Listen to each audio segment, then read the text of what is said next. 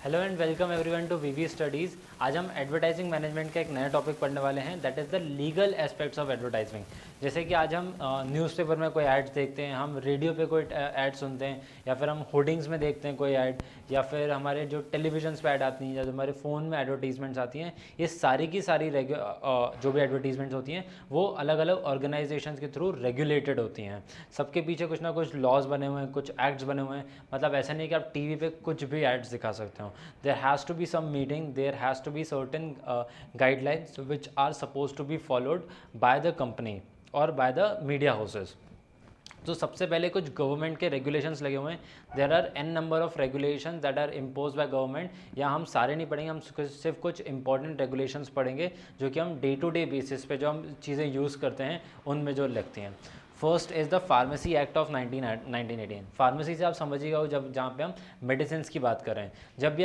जब भी कोई कंपनी मेडिसिन बनाती है और इस मेडिसिन के लिए जब प्रमोशन करती है, तो सबसे पहले प्रमोशन करने से पहले उसको अपने पैकेजिंग के ऊपर ध्यान रखना पड़ता है। जैसे कि जो आप एक बहुत ज़्यादा अगर मान लीजिए पार्ले जी देख रहे हैं, या फिर आप कोई बहुत ज़्यादा फैंसी प्रोडक्ट खरीदने गए, तो उसके ऊपर आपको एक बहुत ज़्यादा फैंसी लोगो मिलेगा, उसके ऊपर बहुत ज़्यादा मतलब बहुत ज़्यादा फैंसी रहेगा उसका आउटलेट, ताकि आप उसको देख के अट्रैक्ट हो पाएँ।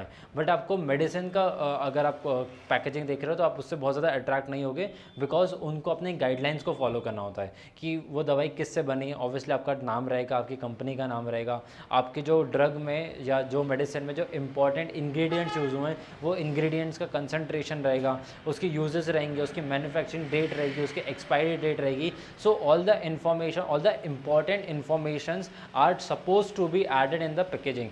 This was under the pharmacy act of 1918. Next, drug and cosmetic act of 1940. Drug and cosmetic act में हम क्या देख सकते हैं, जैसे कि आपने अभी बहुत रिसेंट की बात है, जब आपने फेयर एंड लवली की जब ऐड देख रहे होगे तो पहले वो आता था फेयर एंड लवली के नाम से, बट अब आता है वो फेयर एंड ग्लो के नाम से।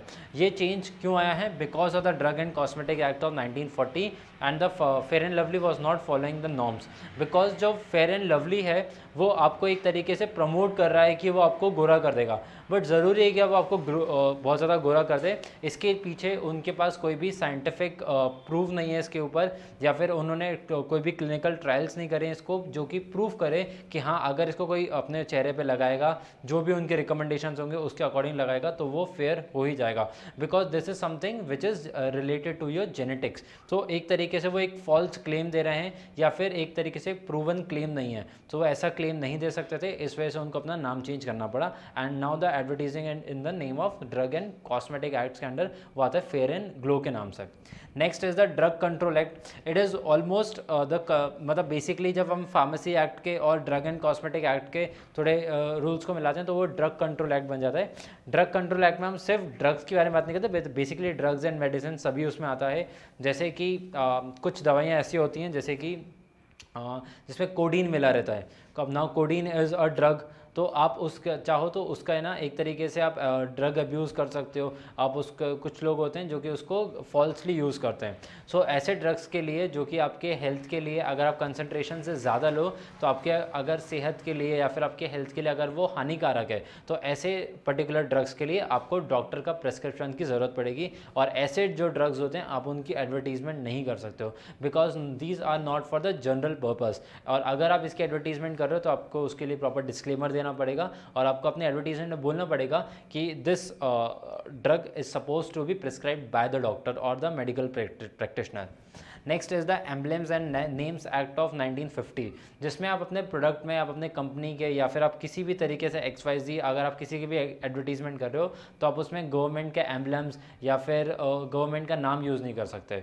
फॉर एग्जांपल मान लीजिए आज मैं कोई अपनी एक कंपनी बना लूँ और उस कंपनी के आगे बोल दूँ this is that it is regulated by RBI, या फिर एक कोई स्कीम बनाऊँ जैसे कि सबने हेरा फेरी देखी होगी, उसमें जिस तरीके की स्कीम थी पैसा डबल, 21 दिन में पैसा डबल। तो अगर उस तरीके में कोई स्कीम बना दूं और उस स्कीम के आगे मैं RBI के आगे RBI का नाम लगा दूं that this is it is regulated by RBI, तो this is a false advertisement. तो इसके लिए जो कंपनी ऐसे एडवर्टीजमेंट बनाएगी ऑब्वियसली उसको कंपनसेशन पे करने पड़ेंगे और उसके ऊपर लीगल एक्शंस लिए जाएंगे under the emblems and names act of 1950।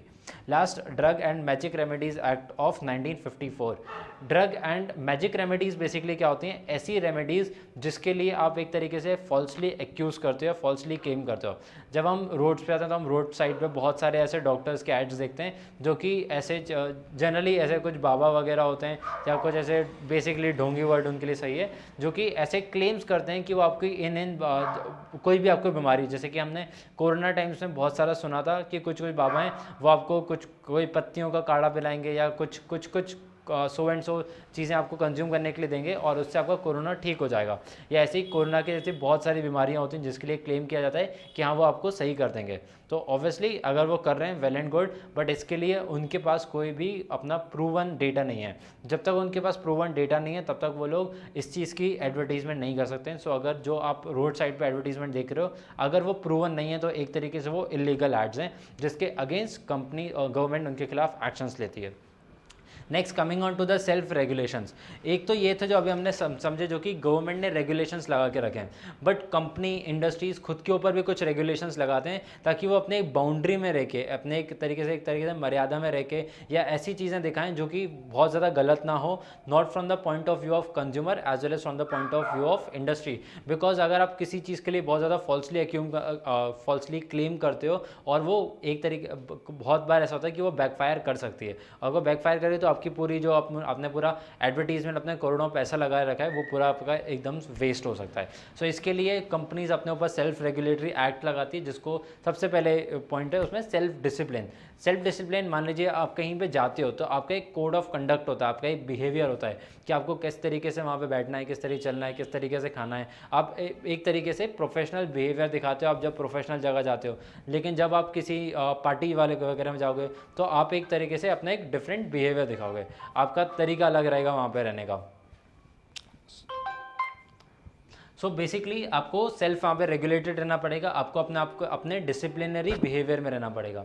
Next industry regulations, पहले तो ये तो खुद ने जो कंपनी ने अपने ऊपर लगाए थे। इंडस्ट्री रेगुलेशंस वो होते हैं जो इंडस्ट्री आपको रेगुलेट करने की कोशिश करती है, जब इंडस्ट्री आपके ऊपर कुछ नॉर्म्स लगा देती है। फॉर एग्जांपल जैसे कि हम अगर बेवरेज इंडस्ट्री में देखें जिसमें कि बहुत ज़्यादा कंपटीशन है, Mountain Dew, Coca Cola, Pepsi एक दूसरे के एक तरीके से आर्क राइवल्स हैं, और कोका कोला एंड पेप्सी, तो आर्क राइवल्स एक दूसरे के अगेंस्ट बहुत ज़्यादा एक दूसरे के अगेंस्ट कॉम्पिटिशन में क्लेम कर सकते हैं कि पेप्सी एकदम अच्छी नहीं है और कोका कोला खुद की बहुत ज़्यादा तारीफ करे। सो इस तरीके जब एडवर्टीजमेंट आप कर रहे हो तो इंडस्ट्री खुद चाहती है कि हम अपने इंडस्ट्री को ग्रो करना चाहते हैं। फॉर एग्जांपल जैसे मान लीजिए कि ऑटोमोबाइल सेक्टर है, ऑटोमोबाइल इंडस्ट्री है, तो वो एक दूसरे के ऊपर मतलब हो सकता है कि इंडस्ट्री ने मिलके कुछ ऐसी गाइडलाइंस बनाई हो जिससे कि वो खुद के प्रोडक्ट को प्रमोट करे। मतलब टाटा ऐसा नहीं करेगी कि वो खुद के प्रोडक्ट को बहुत ज़्यादा प्रमोट कर रहे हैं, but at the same time Maruti Suzuki को डिक्लाइन करना चाह रहे हैं जस्ट बिकॉज इसको अपना कॉम्पिटिशन को किल करना है। सो इस तरीके के रेगुलेशंस वो लोग इंडस्ट्रीज अपने ऊपर लगाती हैं।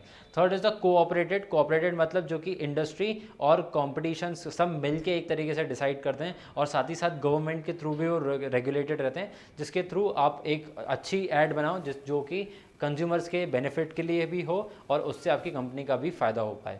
Next coming on to the voluntary service. Voluntary services वो होती हैं एक तरीके के एनजीओज होते हैं या फिर थर्ड पार्टी होते हैं जो कि अलग से आपको रिसोर्सेज सप्लाई करते हैं। कुछ होते हैं जो आपको एडवर्टीजमेंट्स बनाने में हेल्प करते हैं, कुछ होते हैं जो कि आपको सिर्फ एक इन्फॉर्मेशन देते हैं तो या फिर एक तरीके का अप्रूवल देते हैं कि अगर आप ये एडवर्टीजमेंट मार्केट में लेकर आओगे तो क्या उसको गवर्नमेंट कंप्लाई करेगा या नहीं करेगा। जैसे कि अगर आप फेसबुक पे भी कोई ऐड चलाते हो तो फेसबुक के लिए भी फेसबुक ने अपने खुद के गाइडलाइंस बना के रखे हैं। अगर आप इंस्टाग्राम पे चला रहे हो तो इंस्टाग्राम पे भी उसने अपने कुछ गाइडलाइंस बना के रखे हैं, जैसे कि आप बहुत ज़्यादा उसमें एब्यूजिव लैंग्वेज यूज़ नहीं कर सकते, आप उसमें न्यूडिटी शो नहीं कर सकते हो। तो अगर बेसिकली आपके अगर गाइडलाइंस उनको फॉलो करेंगे तभी आप वो उस ऐड को यूट्यूब पे रन कर पाओगे या फिर फेसबुक पे रन कर पाओगे या फिर इंस्टाग्राम पे रन कर पाओगे। और ये सब कैसे थर्ड पर्सन कंप्लाइंसेस हैं। कुछ गवर्नमेंट ने उनके ऊपर, ज़रूरी नहीं कि गवर्नमेंट ने उनके ऊपर कुछ रेगुलेशंस लगाए हों या फिर इंडस्ट्री ने उनके ऊपर कुछ रेगुलेशंस लगाए हों, ये ऐसे रेगुलेशंस होते हैं जो उन्होंने खुद के ऊपर रेगुलेशंस लगाए होते हैं और इनको मॉनिटर करने के लिए वॉलंटरी सर्विसेज आपको हेल्प करते हैं।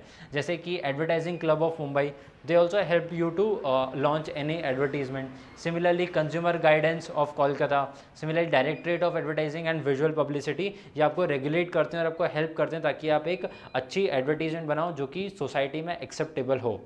Lastly there are few media houses and media groups जो कि आपकी एडवर्टीजमेंट्स को रेगुलेट करते हैं।